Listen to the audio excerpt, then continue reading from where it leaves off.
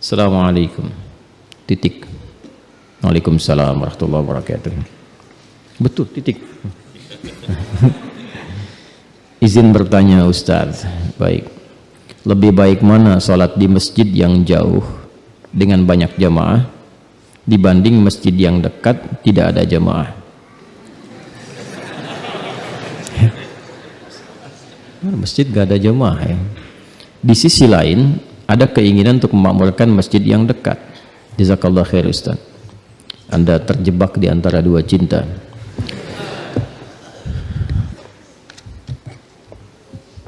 Sebetulnya bertanya dan sudah dijawab, tapi harus saya detilkan secara fikih. Disebut jamaah, batas minimalnya 2 orang.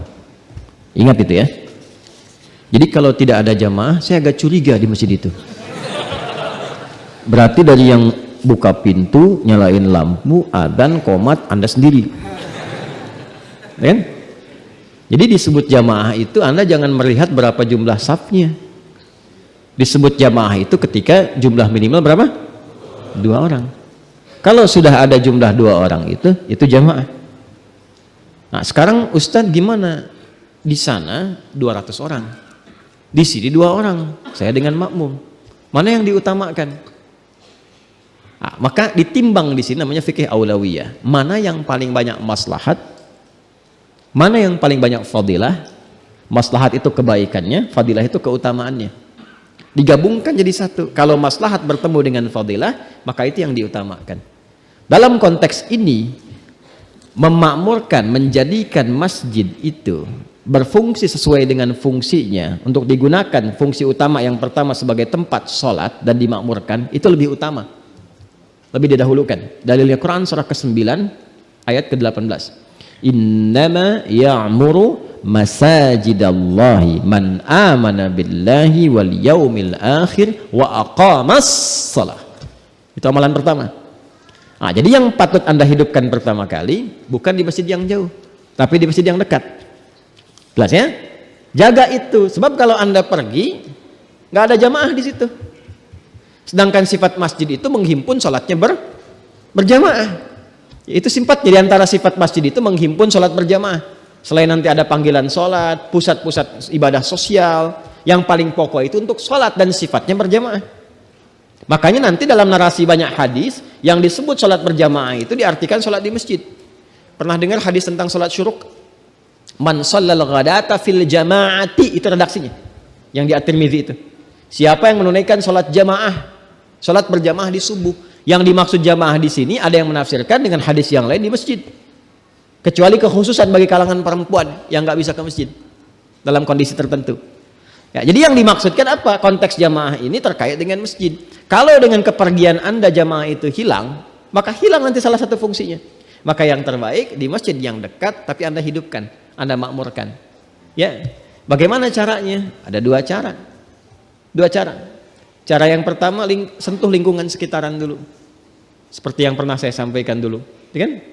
Minimal 2 tahun lalu kan pernah saya sampaikan, ya.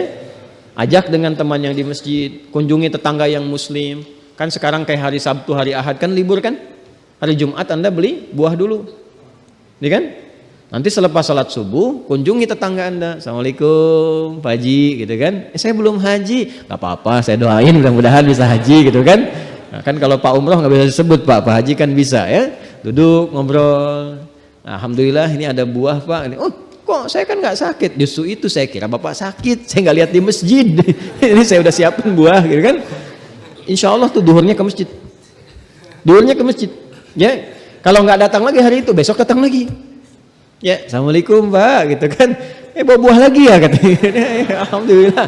Ya, saya pikir Bapak keselak dari buah yang kemarin gitu kan, datang lagi. Itu insya Allah akan datang. Ya, terus doakan, minta Allah lembutkan hatinya. Dakwahinya pelan-pelan dengan kelembutan, berbagi sesuatu. Anda tidak harus bilang ke masjid kok. Anda sedekah, berbagi, alhamdulillah Pak, ini ada masak sesuatu, silahkan. Oh terima kasih banyak, alhamdulillah Pak, moga sehat-sehat ya. Insya Allah ketemu Pak di masjid nanti ya, gitu aja. Gak harus Anda bilang kata-kata yang tidak baik, keras dan sebagainya. Bapak gimana sih tetangga masjid gak ke masjid? Haram Pak hukumnya. Jangan apa? Bisa repot tuh. Paham? Nah, jadi caranya seperti itu. Nanti rama-rama, boleh rame, senang, Nah, lalu dari situ cari imam-imam yang baik supaya merasakan kenikmatan. Ya, kan sekarang banyak ya imam-imam yang bagus itu. Diundang bisa mimpin sholat. Jadi kalau sudah merasakan nikmat, merasa nanti sama-sama tuh. Aktif bareng-bareng tiba-tiba naik jadi program. Yang makmur di masjid sana diundang. Ya, hubungi DKM-nya. Boleh nggak Pak pengajiannya bisa di tempat saya misalnya. Ya kan? Nanti kan jamaahnya ikut. Lihat. Yang tadi sudah mulai ikut-ikut melihat ada manfaat lebih banyak lagi. Muncullah kesenangan. Dari situ muncul taufik nanti. Ya, diberikan taufik oleh Allah, mulai makmur, mulai baik. Tapi ingat, ketika sudah mulai makmur dan baik, setan pasti akan hadir di situ. Ya, minimal kalau sudah bersatu, dia akan memecah. Maka mesti hati-hati DKM nih ya, hati-hati. DKM itu yang pertama dilakukan bukan bikin program, tapi belajar fikih masjid. Belajar fikih masjid. Masjid itu unik sifatnya. Ya, karena rumah Allah yang punya hukum itu Allah. Belajarlah hukum Allah. Jangan bawa hukum kita. Kalau bawa hukum manusia jadi persoalan nantinya. Ya, jadi persoalan. Kadang-kadang kalau sebelum jadi semua kompak. Tapi kalau sudah jadi masjidnya bisa terpecah. Ya, dan itu ada isyaratnya. Ada isyarat baik di Al-Qur'an ataupun hadis-hadis Nabi Muhammad sallallahu alaihi wasallam.